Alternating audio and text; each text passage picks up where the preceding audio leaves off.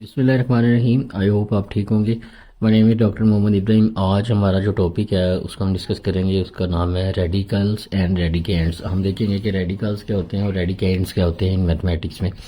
The concept of radical and radicands, if n is a positive integer greater than one. हमारे पास एक N एक positive integer है और वो क्या है, ग्रेटर दैन वन है, मतलब एन नेगेटिव नहीं है और ना ही जीरो है। पॉजिटिव का मतलब ये है, ठीक है, मतलब वन से बड़ा है। वन भी पॉजिटिव है लेकिन वन से बड़ा होगा, मतलब टू थ्री फोर, जीरो नहीं हो सकता, माइनस में नहीं हो सकता। Of real number then any real number x such that x की power n is equal to a is called nth root of a. ये एक्स की पावर जो एन है ये बेसिकली क्या लिखा हुआ है, ये ए का nth रूट लिखा हुआ है, ठीक है, nth root. And in symbol it is written as x is equal to under root power one over n, इसको लिखेंगे, ठीक है। एक्स या square root a n square root a इस तरह भी पढ़ सकते हैं, या एक्स की पावर वन ओवर एन इस तरह भी हम इसको पढ़ सकते हैं। अब इसके अंदर हमने देखना है कि रेडिकल कौन सा है और रेडिकेंड्स कौन सा है। इन द रेडिकल, ये हमारा पूरा इसको रेडिकल कहते हैं। द सिंबल ऑफ, इसके अंदर हम इसके अंदर से हमने ढूंढना है द सिंबल, ये वाला जो अंडर रूट वाला साइन है इसको रेडिकल साइन बोलते हैं। क्या बोलते हैं? रेडिकल साइन बोलते हैं, ठीक है।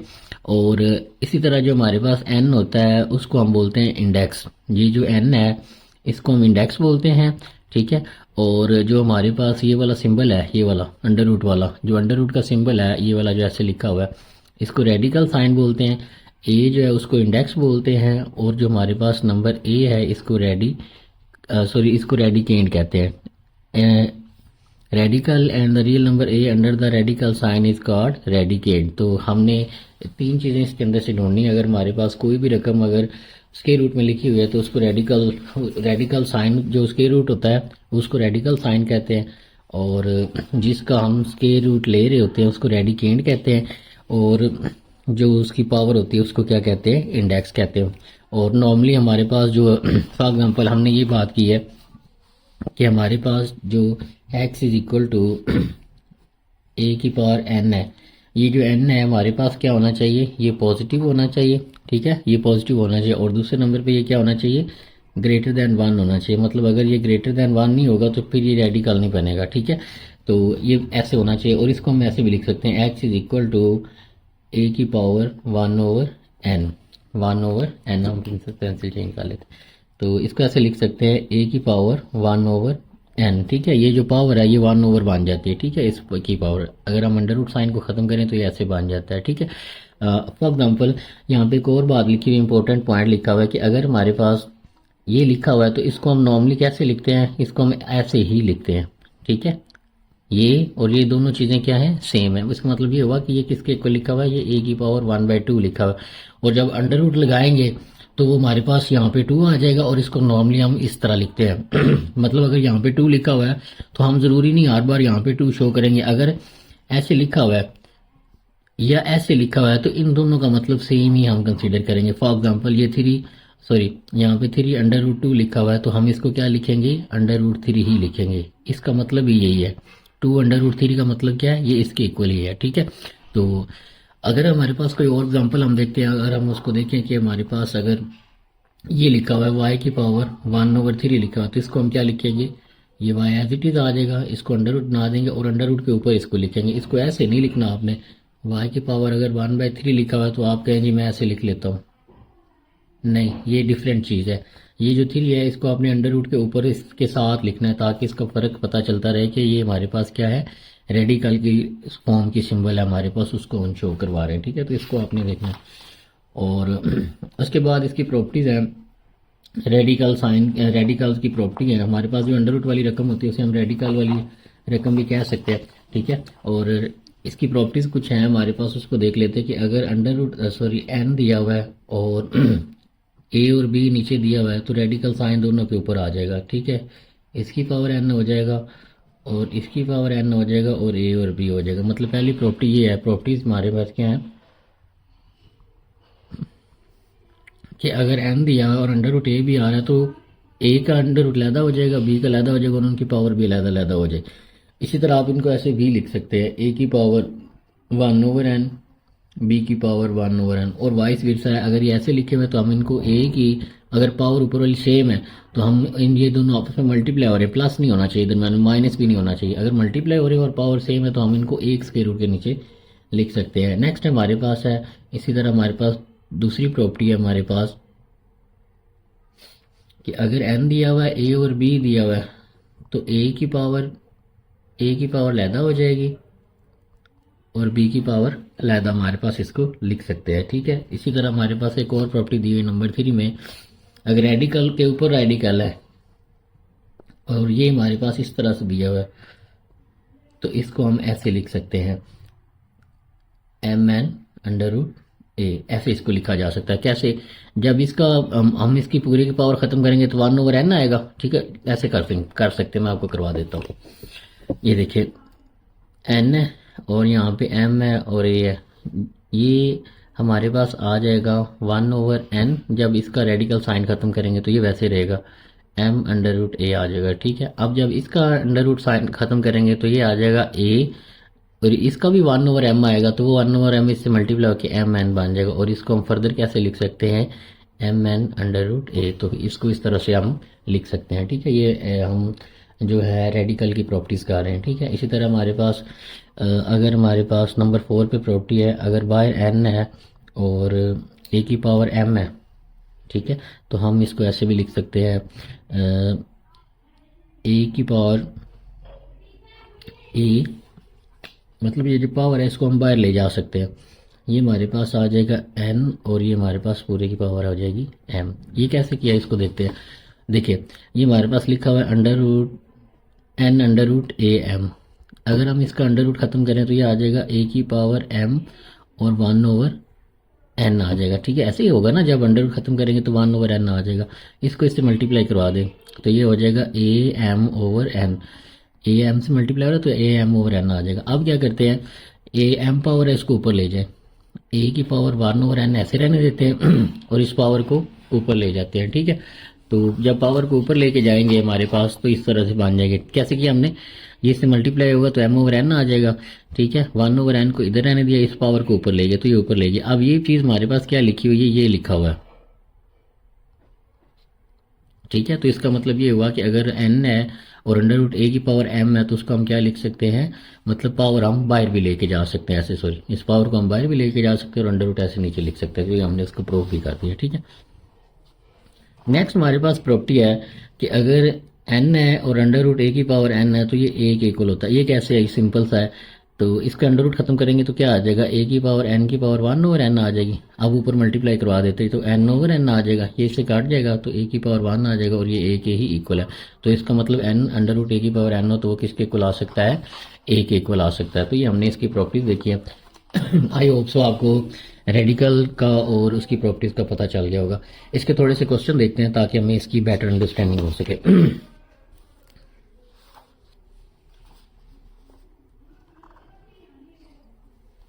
ये हमारे पास क्वेश्चन दिया हुआ है, रीड कर लेते हैं इसको। क्वेश्चन हमारे पास दिया हुआ है, right each of the following radical expression in exponential notation, each of exponential expression is radical notation.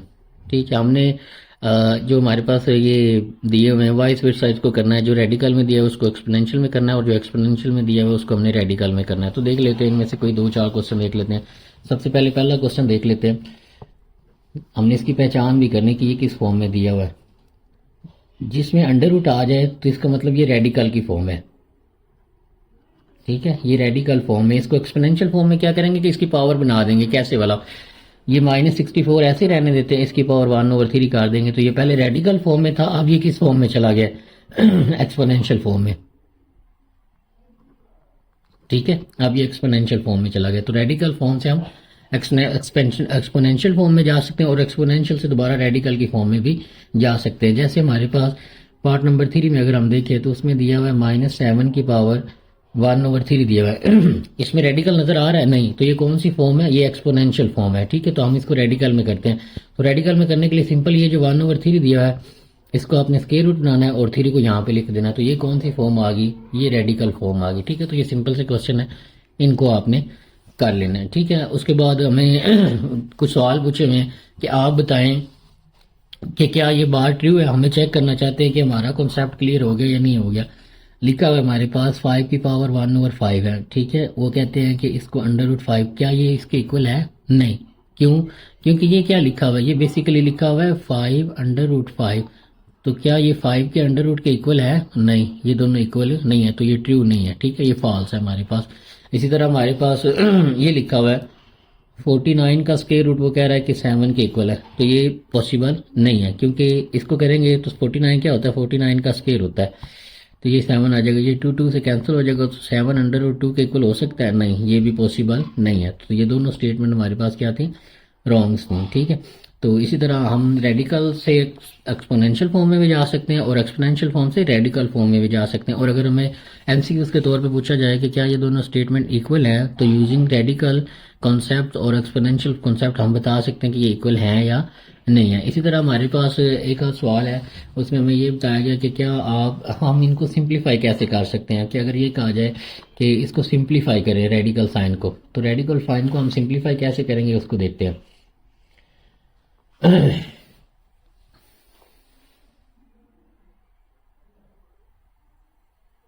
जी, हम रेडिकल साइन को सिंप्लीफाई करना चाहते हैं कि इसका आंसर क्या आएगा, देखते हैं क्या आता है इसका आंसर। तो हमारे पास दिया हुआ है 4 √32। तो हम इसको ऐसे ही सिंप्लीफाई नहीं कर सकते, पहले हम इसकी फैक्टराइजेशन करेंगे। तो ये 32 आ जाएगा, 2 1s are 2, 2 6 are 12, 2 8s are 16, 2 4s are 8, 2 2s are 4 और 2 1s are 2। तो ये इसकी प्राइम फैक्टराइजेशन हुई है किसकी? 32 की। हमें कोई भी नंबर दिया हो तो पहले हम उसकी प्राइम फैक्टराइजेशन करेंगे, 1 2 3 4 5। तो 2 की पावर 5, 2 पावर 5 टाइम लिखना है, 2 3 4 5, 1 2 3 4 5। तो ये हमने 2 की प्राइम फैक्टराइजेशन ले लिया, ठीक है। और अब ऊपर 4 दिया, तो हम कोशिश करते हैं 2 की पावर 4 बनाते हैं। जैसे अगर आप गौर करें, इन ये जो जितने 2 2 आ रहे हैं 4 बार, इन सबको मैं एक ही बार लिख सकता हूँ और एक को लहदा लिखे रहने देते हैं। अब इस साइन को ख़त्म करते हैं, ये रेडिकल फॉर्म है ना, इसको एक्सपोनेंशियल फॉर्म में लेके जाते हैं, तो ये आ जाएगा 1/4। ये रेडिकल फॉर्म थी, ये एक्सपोनेंशियल फॉर्म आ गई, ठीक है। तो इसकी पावर दोनों के ऊपर आ जाएगी, 4 मल्टीप्लाई बाय 1/4, 2 मल्टीप्लाई बाय 1/4। तो ऐसे डायरेक्ट भी लिख सकते हैं, तो ये से काट जाएगा, ये 2 आ जाएगा हमारे पास। और जब इसको आप ख़त्म करेंगे तो इसको मज़ीद नहीं सॉल्व कर सकते, तो ये हमारे पास आ जाएगा √4 और यहाँ पे 2 आ जाएगा। तो ये हमारे पास एक क्वेश्चन दिया हुआ था, हमने इसको सिंपल कर दिया, ठीक है। इसी तरह हम और भी एक आध क्वेश्चन देख लेते ताकि हमें इसका कॉन्सेप्ट थोड़ा सा हो जाए। तो ये क्वेश्चन हमारे पास दिया हुआ है नेक्स्ट,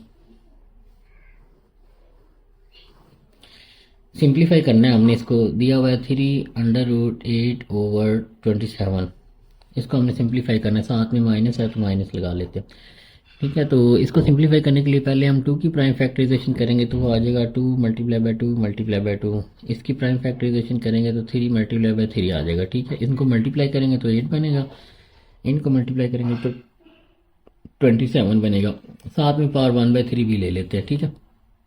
तो ये आ जाएगा 2 की पावर 3 और ये आ जाएगा 3 की पावर 3, इसके ऊपर भी 1/3 आ जाएगा, दोनों के ऊपर सेपरेट कर दे, तो ये से काट जाएगा, ये से काट जाएगा, साथ में माइनस थी, तो ये -2/3 हमारे पास सिंप्लीफाई होकर इसका आंसर आ जाएगा, ठीक है। आई होप आपको इसकी समझ आ गई होगी। कोई भी क्वेश्चन दिया हुआ तो सबसे पहले अगर आपने उसको सिंप्लीफाई करना है तो कोशिश करना है आपने उसकी फैक्टराइजेशन करनी, प्राइम फैक्टराइजेशन। तो प्राइम फैक्टराइजेशन करके फिर हमने क्या करना है, हमने वो वाली उसकी पावर बनानी, नीचे वाले नंबर की वो वाली पावर बनानी जो बाहर अंडर रूट की पावर बन रही है, 1/4 की बन रही। तो हमने कोशिश की उसकी पावर 2 की पावर 4 बना के उसको कैंसिल करके सिंप्लीफाई कर लें। तो ये हमने आज के टॉपिक में देखा है कि रेडिकल फॉर्म क्या होती है किसी क्वेश्चन की, और एक्सपोनेंशियल फॉर्म में हम कैसे जाते हैं, और एक्सपोनेंशियल फॉर्म से रेडिकल फॉर्म में कैसे जाते हैं। आपसे कोई ये भी पूछ सकता है कि रेडिकल कौन सा है, रेडिकेंड कौन सा, इंडेक्स कौन सा। जैसे इस क्वेश्चन के अंदर रेडिकेंड कौन सा है, 32 है, ये क्या है, रेडिकेंड है, ठीक है। और ये क्या है, रेडिकल साइन है, ठीक है, ये रेडिकल साइन है। और ये हमारे पास क्या है, ये उसका इंडेक्स है, ठीक है। तो इंडेक्स क्या होता है, जो √1 और पावर बनेगा बाद में, ठीक है, जो अंडर रूट के ऊपर ऐसे ये जो आ रहा है ये इंडेक्स है, ये रेडिकेंड है और ये वाला रेडिकल साइन है, ठीक है। तो इनकी आपने पहचान रखनी है। अपना ख्याल रखिएगा, अगर आप चैनल पे नए हैं तो इसे सब्सक्राइब कर दें। अल्लाह हाफिज़, थैंक यू।